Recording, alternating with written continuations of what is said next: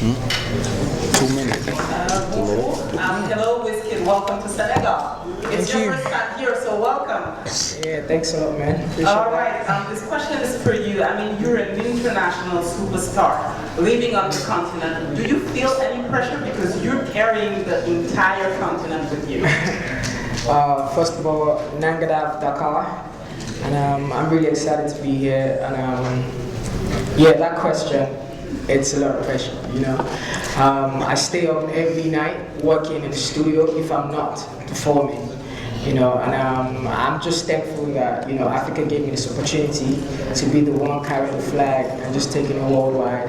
And with your support and the support of like my fans and the media and everyone, I believe that we can take it bigger than this, you know. So I really appreciate it. I want to say thank you for, you know, coming out and asking that question.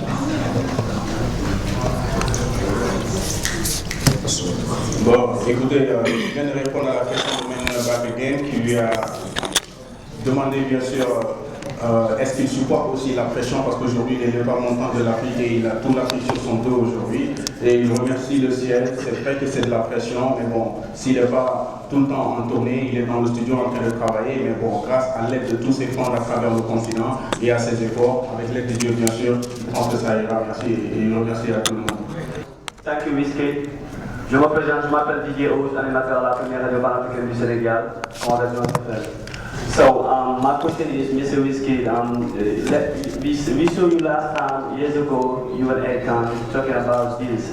And since that, people don't know about that deal, so we want to know about your relationship between Akon and the current music label. How was the deal really? It was a record deal, it was something else. You know, can you explain to us what about that deal? Thanks.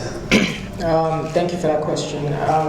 First of all, before anything else, you know, Akon, his family is like a big brother to me, and we didn't sign a deal together, though we talked about it, you know, but it didn't happen because, you know, we were all just busy trying to put stuff together. It was on Westwood TV.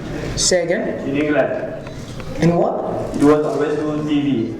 Westwood TV. I was in Westwood TV. Yeah, yeah. Akon too. Yeah, of course, man. That's what I said, like, before anything, we're family. So, forever, you're always going to see us together, hang out together, party together, make music together, make money together. Because, you know, we're family and we're brothers and we're Africans. So, Akon is a big brother to me and I appreciate him a lot. And I'm really excited performing in his own town for the first time ever. Sa relation avec Akon est déjà quelque chose de très naturel.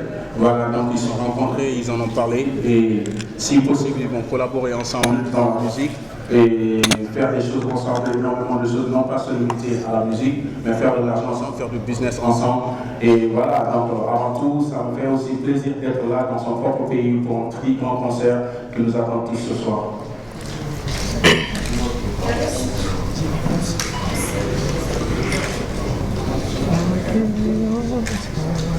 Assalamu alaikum. Hi, Wizkid, what's up? I'm Stas from Vibe Radio. So, la question que j'ai à lui poser, c'est en tant qu'artiste nigérien, on connaît bien le Nigeria pour l'afro music, mais aussi on connaît le Nigeria par rapport à son actualité, par rapport aux attentats terroristes. Comment lui il voit ça? Est-ce qu'il compte en parler dans sa musique ou comment il sent cette situation, quoi? He's just asking what is your point of view about the terrorist attack that's really terrorizing the whole world right now as an artist?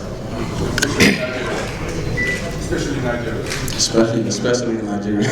That's where I live, man, and it's very sad, you know. There's nothing exciting about that, you know, like this age and time, we're still having terrorist attacks on like innocent people.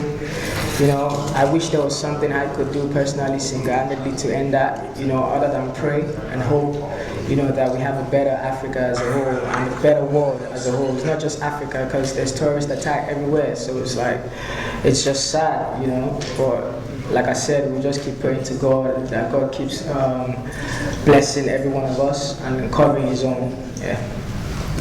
Donc c'est mon pays, il n'y a rien d'excitant dans tout ça et c'est vraiment triste. Et en tant qu'artiste et porte-parole, si je pouvais faire autre chose plus que prier et garder l'espoir, bien sûr. Et j'aurais pu le faire, mais bon, pas seulement au Nigeria, mais partout dans le monde, il y a des attaques terroristes ces temps-ci.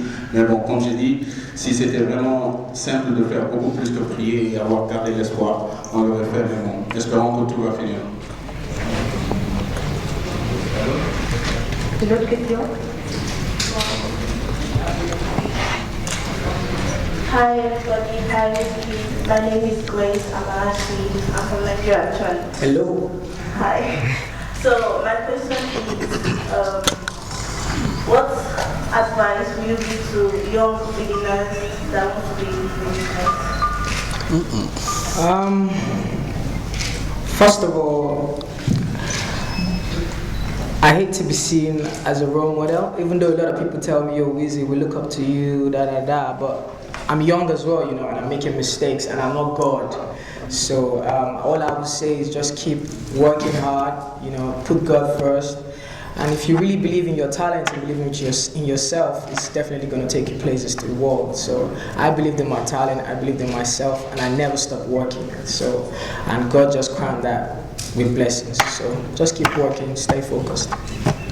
Il dit qu'il n'aime pas qu'on lui colle l'étiquette exemplaire parce que bon, il se voit plus jeune que tous ces gens-là. Donc il faut juste avoir son talent et si tu crois en Dieu et faire en toi ce dont tu crois, donc je pense que tout ira bien. Mais bon, l'essentiel est d'être soi-même, d'avoir un self-confidence, c'est-à-dire croire en soi et ce qu'on fait.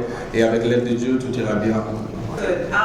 What did you want to tell the young fellas when you recorded that song? Was it a way of just giving a shout out to the neighborhood? But was it also a way to tell people if you make it in Lagos, you can make it anywhere? Of course, that was it. That's it, just explained it.